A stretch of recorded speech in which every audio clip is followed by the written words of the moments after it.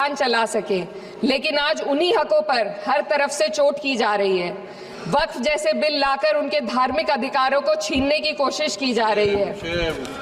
आज अल्पसंख्यक समुदाय को संविधान द्वारा गवा रहे हैं, कभी क्रिकेट के मैदान में, कभी जिम में, और इस सरकार के पास स्वास्थ्य पर बात करने के लिए आधा मिनट है। सभापति महोदय, कोविड वैक्सीन को लेकर के लंदन की हेलो, मैं दानिश। वीडियो की शुरुआत में आप एक छोटी सी क्लिप देख चुके हो इकरा हसन और इमरान प्रतापगढ़ी साहब की। मैं जहां तक समझ पा रहा हूं कि इमरान प्रतापगढ़ी जी और इकरा हसन जी जब संसद में बोलते हैं तो पूरा सदन उन्हें बहुत ही खामोशी के साथ सुनना पसंद करता है। आइए दोनों लोगों के वीडियोस देख लेते हैं। देश की पार्लियामेंट में दिया गया भाषण जो काफ़ी सोशल मीडिया पर सुर्खियाँ बटोरता हुआ नजर आ रहा है। वीडियो अगर पसंद आए तो डीएल गोल्डन न्यूज़ चैनल को आप ज़रूर सब्सक्राइब करें। वीडियो देखते हैं। चला सके, लेकिन आज उन्हीं हकों पर हर तरफ से चोट की जा रही है। वक्फ जैसे बिल लाकर उनके धार्मिक अधिकारों को छीनने की कोशिश की जा रही है। आज अल्पसंख्यक समुदाय को संविधान द्वारा दिए गए अपने बुनियादी अधिकार पाने के लिए लंबी लड़ाई लड़नी पड़ रही है। ऐसे कई मामले अदालत ने न्याय देकर संविधान की रक्षा की है, लेकिन अदालती प्रक्रिया में जो समय लगता है उसकी वजह से देश के सामाजिक ताने बाने को भारी नुकसान उठाना पड़ता है। मिसाल के तौर पर इलाहाबाद हाई कोर्ट ने 2004 के मदरसा एक्ट को रद्द कर दिया था, जिससे मदरसों के संचालन पर सवाल उठे। हालांकि सुप्रीम कोर्ट ने बाद में इस फैसले को पलट दिया और एक्ट को वैध करार दिया, लेकिन इस प्रक्रिया में जो समय लगा उसने अल्पसंख्यकों को बेचैनी और संघर्ष के दौर में डाला है। इसी कड़ी में प्लेसेस ऑफ वर्शिप एक्ट 91 भी आता है और कई अन्य अधिकार, उन्हें भी इसी तरह अदालती लड़ाइयों में उलझाया जा रहा है। यह स्थिति न केवल अल्पसंख्यकों के अधिकारों की राह में रुकावट है, बल्कि justice delayed is justice denied जैसी कहावत को सिद्ध करती है। मैं इस सदन से दुनिया भर के अल्पसंख्यकों की आवाज उठाना चाहती हूँ, खास तौर पर हमारे पड़ोसी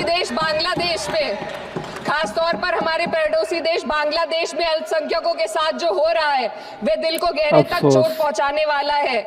उनकी जान माल की हत्या की जा खेलते बच्चे जान गंवा रहे हैं, कभी क्रिकेट के मैदान में, कभी जिम में, और इस सरकार के पास स्वास्थ्य पर बात करने के लिए आधा मिनट है।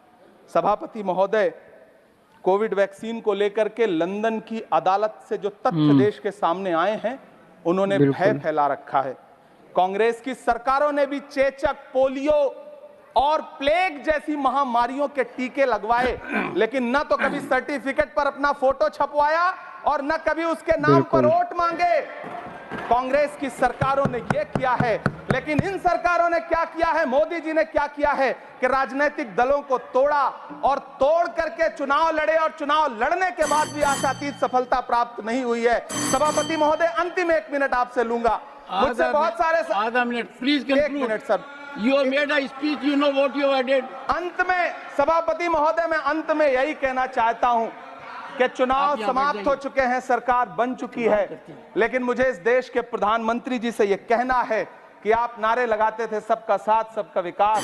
चुनाव अंतिम बात सर की, ये झूठी सच्ची अदाकारी। अंतिम बात शेर सुना दो। अंतिम बात, time is over, you can't follow time also, take your seat now. रिश्ता नहीं, मिडिल क्लास तो आपसे कह रहा है कि मोहब्बत भाईचारे के दीवाने दिन ही लौटा दो, वो सस्ती दाल सब्जी के सुहाने दिन ही लौटा दो। ये अच्छे दिन तो अंबानी अडानी को मुबारक हो, हमें ऐसा करो साहब, पुराने दिन ही लौटा दो। वो पुराने दिन जो बहुत अच्छे थे, वो पुराने दिन जहां लोग एक दूसरे से मिल।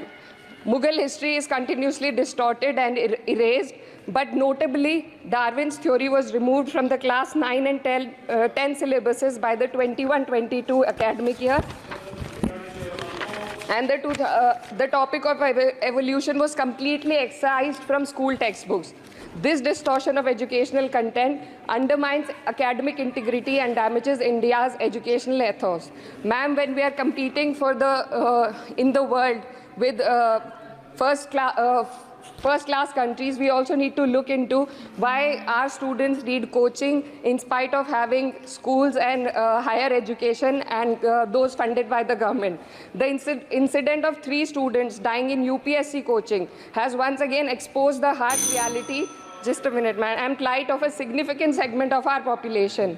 These young individuals, hopeful of securing government jobs, endure poor living conditions in places like Kota and Rajendra Nagar. This situation calls for a deeper reflection on the shortcomings of our outdated education system. The coaching industry in India has become a critical part of the educational landscape due to the failures of the traditional schooling system. The national education policy fails to address why students rely on coaching in the first place. So, ma'am, I would like to end with certain demands to the minister. For my college सरकार से मैं मांग करती हूँ कि Vijay Singh Pathik degree college Kairana में BEd LLB जैसे courses शुरू किए जाने चाहिए जिनसे युवा और महिला अपने रोजगार खुद ढूंढ सके।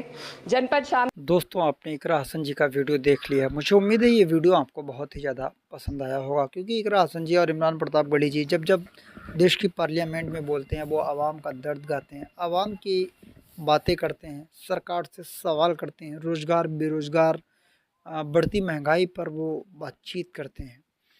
तो पूरा सदन उनको बहुत ही ध्यान से सुनना पसंद करता है। इकरा हसन जी जब संसद में बोलती हैं, देश की सबसे बड़ी पंचायत में जब बोलती हैं, तब वो विपक्षी दल के नेता उनकी तारीफ़ करते हैं।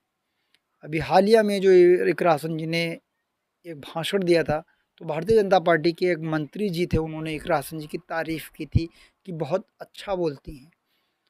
एक वीडियो सोशल मीडिया पर वायरल हो रहा था, एक चिट्ठी वायरल हो रही थी कि एक राष्ट्रपति जी ने, माननीय राष्ट्रपति जी ने भी इकरा हसन जी को उनके जन्मदिन की मुबारकबाद पेश की। देश के प्रधानमंत्री माननीय मोदी जी ने भी उनको जन्मदिन की बधाई देने के लिए एक चिट्ठी पेश की। ये कहाँ तक सच्चाई है, कहाँ तक गलत है, जांच का विषय है, वो बात की बात है। मैंने बस सोशल मीडिया पर तैरती हुई वायरल खबरों के वजूद पर मैंने ये सब बोल दिया। हालांकि इनकी क्या रियलिटी है, क्या सच्चाई है, क्या वास्तविकता है, वो इसके बारे में पूरी ऑथेंटिक जानकारी मेरे पास नहीं है। तो आप कमेंट्स करके ज़रूर बताएं ये वीडियो, ये स्पीच, ये भाषण इमरान प्रतापगढ़ी जी, इकरा हसन जी का कैसा लगा। कमेंट्स करके आप ज़रूर बताएं।